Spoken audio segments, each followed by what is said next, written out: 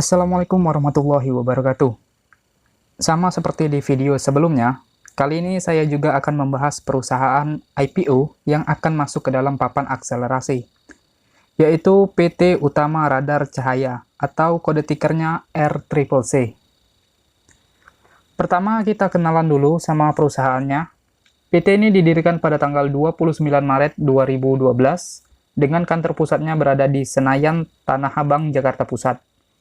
Lalu untuk kegiatan operasionalnya dari perseroan ini bergerak di bidang jasa pengurusan transportasi, atau lebih tepatnya jasa angkut barang menggunakan truk.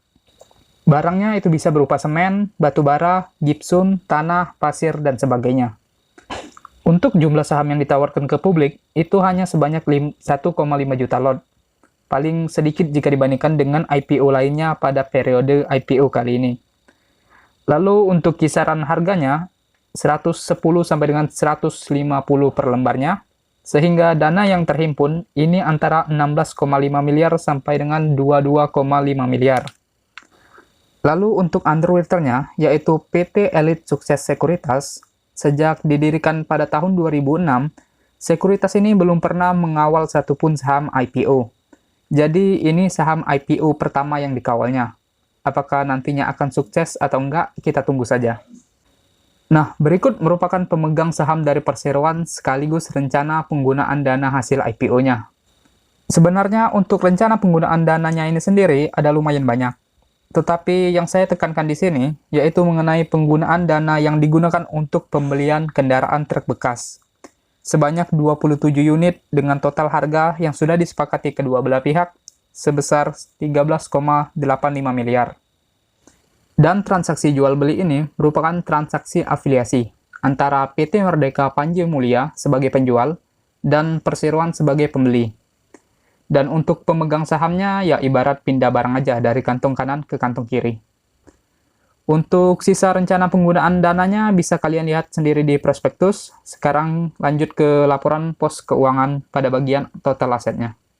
Sebenarnya untuk bagian asetnya ini nggak perlu terlalu dibahas, karena normal aja, nggak ada masalah. Hanya saja saya agak keliru awalnya, karena di prospektusnya perseroan itu berstatement kalau sejak tahun 2018 itu sudah mengoperasikan 53 unit armada truk. Tetapi kalau dilihat di sini, di aset tetapnya, ini mereka nggak punya apa-apa, atau nggak punya aset tetap. Sampai dengan tahun 2020. Artinya, 53 unit armada truk tadi itu bukan milik perseroan.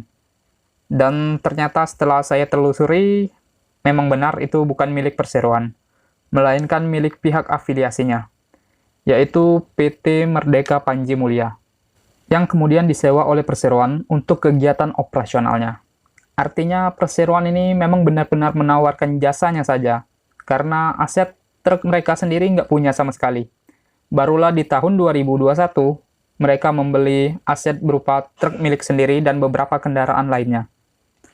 Lalu untuk total liabilitas, ini setiap tahunnya selalu mengalami peningkatan, dan menurut saya nggak ada yang terlalu perlu dibahas di sini. Coba kita lanjut ke total ekuitasnya. Untuk total ekuitas ini juga sama, mengalami peningkatan juga setiap tahunnya, yang berasal dari saldo laba perseroan, dan yang paling utama itu terjadi pada Januari 2022. Adanya peningkatan modal disetor yang berasal dari dividen saham dan setoran tunai pemegang saham. Selanjutnya untuk laporan laba rugi perseroan, setelah kita lihat di sini, ternyata dalam 2 tahun terakhir, perseroan itu selalu membukukan laba bersih. Bahkan laba bersihnya itu mengalami peningkatan antara 2020 ke 2021.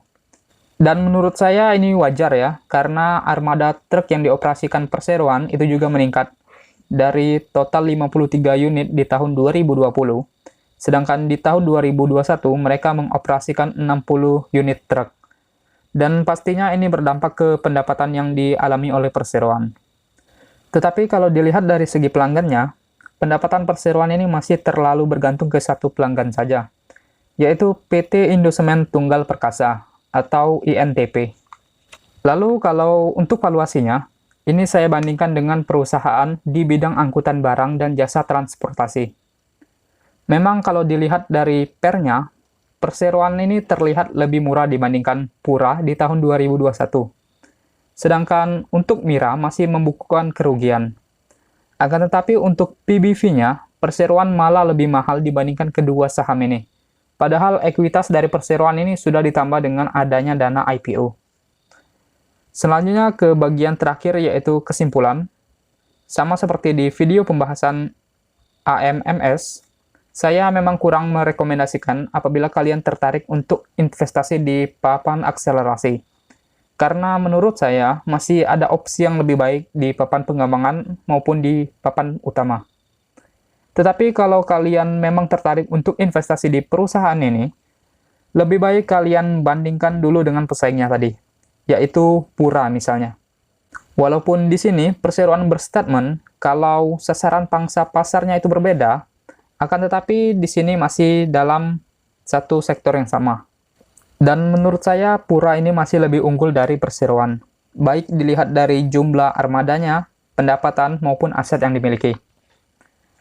Akan tetapi kalau kalian tetap ingin memaksa untuk investasi di perusahaan ini, juga nggak masalah, karena mungkin pandangan kita berbeda mengenai perseroan.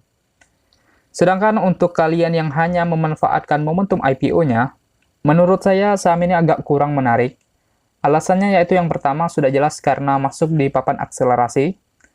Berbeda dengan AMMS yang walaupun juga papan akselerasi, tetapi masih menarik dikarenakan ada warannya. Lalu alasan yang kedua terkait dengan rencana penggunaan dana hasil IPO-nya, yang mungkin membuat sebagian investor itu menjadi kurang berminat. Tetapi terlepas dari alasan tersebut, saya sendiri penasaran dengan underwriter-nya, yang baru pertama kali mengawal saham IPO. Apakah karena ini merupakan perdana menjadi underwriter, sehingga mereka merasa perlu untuk disukseskan IPO-nya, atau karena ini perdana, jadi ya nggak punya pengalaman, sehingga sahamnya mungkin langsung diguyur di hari pertama listing nanti.